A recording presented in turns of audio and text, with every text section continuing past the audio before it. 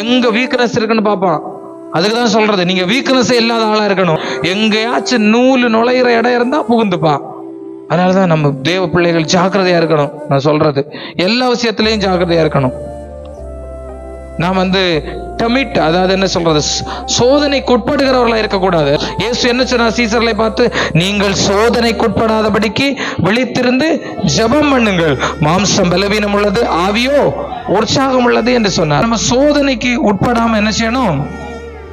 விழித்திருந்து ஜெபம் பண்ணணும். ஆமே, விழித்திருந்து ஜெபிக்கணும். நீ தூங்கினால் எதிரி களை விதைப்பார், ஜெபிக்க மறந்தா எதிரி ஜெயம் எடுப்பார். ஆனா இங்க பகல ஜெபிக்கிற ஜெபத்தை விட இந்த இரவு நேரங்களில இது ஒரு பெரிய தியாகத்தின் ஜெபம். தியாகத்தோடு ஜெபிக்கும் போதுதான் ஆண்டவர் கிரியை செய்ய ஆரம்பிப்பார். ஆமென். ஆத்துமாக்கள் வர வேண்டிய, எப்படி நம்ம சும்மா ஞாயிற்றுக்கிழமை வெள்ளிக்கிழமை கூட்டம் நடத்திட்டு இருந்தா முடியுமா? அதெல்லாம் முடியாது. விழித்திருந்து ஜெபிக்க வேண்டும். அல்ல, ஜெபங்களை